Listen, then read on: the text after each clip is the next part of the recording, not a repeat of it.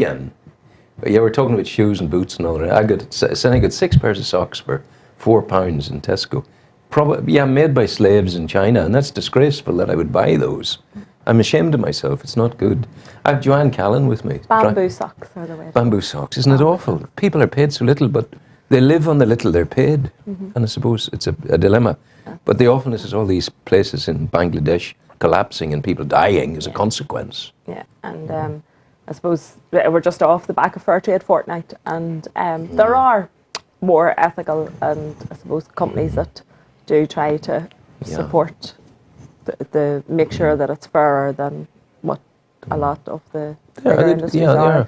And I think for me one of the bigger problems is that there's not necessarily, the distinction isn't necessarily made, but just because we pay more for something doesn't mean that there hasn't been slave labour over it. And you know, I mean, for me that's the concern, is not so much, I mean, if you're buying 4 pairs of socks for £4 or £6 or whatever it is, that's one part of the coin. But it's when people maybe naively think that because they maybe pay £25 for 4 pairs of socks, that suddenly somebody's being paid more, and that's not the case. My McGee coats are now being made in Morocco. Goodness knows what the folk are being paid for making them, you know, which is terrible. It's as I said, it's not just I think that's an even bigger, I suppose, social injustice, whereby companies are willing to take the extra money but not pay any extra for... it's all a crock of nonsense, isn't it? It's awful, it's awful. Now, what is not a crock of nonsense is your programme this afternoon. No, my programme this afternoon, I'm joined by Lisa McManus, the wellness coach, and Lisa's own experience of being diagnosed with rheumatoid arthritis at 14. Is Lisa the girl who she operates sometimes out of Elysium? Yes. Yeah, yes, she does diet and all that kind of thing. She does nutrition, but based on her own experience. There's not a pick on her. No. She's a lovely girl. And she's lovely. But she, as I say, was diagnosed with rheumatoid arthritis at 14, and rather than, initially had to go through the medication route and is still on some medication, but has managed to reduce it considerably by altering her diet and alkaline in her body. And she's big in this. She knows about these things. She studied these things, has she? That's her area. Yeah, she trained then because of her own personal passion, which I think is always something that stands by somebody. I mean, if somebody's been there, done it, and personal passion have personal is a great experience of the benefits that can be gained, then they're going to be so much more passionate in encouraging others and supporting others through that road, because she's first-hand story of how beneficial it can be. Do you eat meat, do you?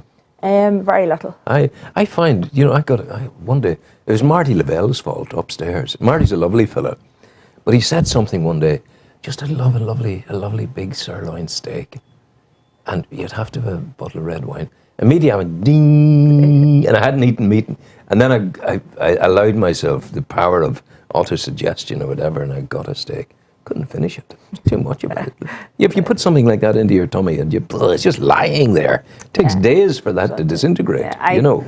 Don't eat gradually, and through just a process of sort of time. And I think that's one of the points that Lisa and I talk about today, is that whenever we're going to change diet or make changes to our lifestyle, then it's long-term changes rather than, I mean, if I had said I'm going to go off meat for a month, I'm never going to eat it, it wouldn't have lasted, because everything I would have wanted would have been meat.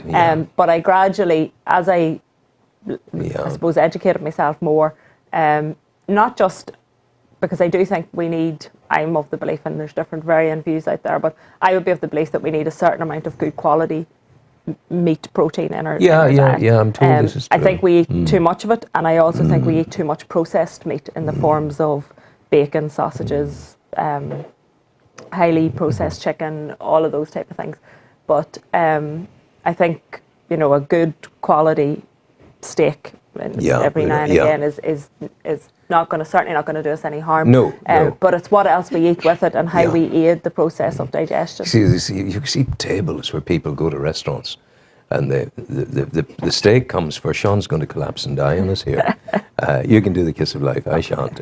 But the thing is, they bring you the steak, and then they bring you a mountain of vegetables and a mountain of potatoes, and then there's chips. Do you want some chips as well? Are you all right? Oh my God! Onion rings and everything else that goes. It's not with necessary. It, but, just a lone steak, pristine, rare, on a sizzling hot plate, can be properly hung, a good steak. Yeah. Hard to beat that. Properly reared beef and all the rest of it. And I know we've talked about that. And also for anyone who wants to have a really good drink with their food, buttermilk is great with food. Have you ever tried it? No, I don't. It's wonderful, especially cabbage and bacon and buttermilk. Absolutely ideal.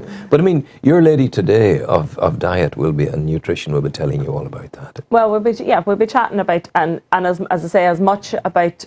A lot of the time when we think about diet, we instantly think losing weight, and that the only people that need to be concerned about what they're eating are people who want to lose weight. And that's the vast majority of how the conversation generally goes for most of us. But Lisa will take another angle on it, and just on how it can help with autoimmune diseases, problems like asthma, sinus trouble. There's so much of that can all, the old saying, we are what we eat. Absolutely. And it's a huge part in anybody maintaining and their health and well-being. We eat to live, we don't live to eat. Yes, which is important. That's important. Although I am a bit of a foodie, and I would be of the belief that food, would you bate it into you? You would. I do love food. I enjoy good food. Yeah. So I don't like to eat for the sake of eating. No. But I do think that enjoying good food is probably one of the greatest pleasures. I mean, it is, of course. And it's a sociable thing, Lisa and I'll chat about this as well later on today. But I don't think there should be the guilt and all of those negative things that go around food. I can't eat this. This is good. This is bad. But it's. I think over a period of time, I've just pared everything down. Yeah. It's nice. I eat what I need, and it's good. And eating seasonally as well, I think allows us the opportunity to eat better food at a more affordable price. So that's what we want. And you cannot get scallions here at the moment. No, I told you about this. You told me about your scallions. Sauteed, they taste like sauteed polystyrene. They're awful. And they come from Bogota and Mexico. It's awful that you cannot in Ireland get scallions from Ireland on St. Patrick's Day. I've got to let you go. Yeah. You would have been longer if you'd been here at 8. See, I can't help that. You can't help that. So we've been running until about 10:08 because I've been catching the news hub the last few weeks. Yes, of course. But yes. We're flying high. It's all good. It's all good. I'm busy with guests this morning. Today at 3 o'clock. 3 o'clock. And what are you doing this morning? This morning I am off to do some work with some young girls in some schools. Wow, that's nice. So, That's nice. Do young girls listen to you, or are they just crazy? Well, I hope they listen somewhere along the line. Whether they take it on board now or not, who knows? It'll just be there. It'll reside hopefully within it'll be them. like everything else. They'll tap into it somewhere, maybe a few years down the line when they need it. Hopefully. So. As always, you're fragrant. As always, you're beautiful. As always, you have lovely feet. Or we say, show the people your feet. Just wait. Wow, look at that. Isn't that good? That's your shoes. That's my shoes. Button Drada. Yeah. Good stuff.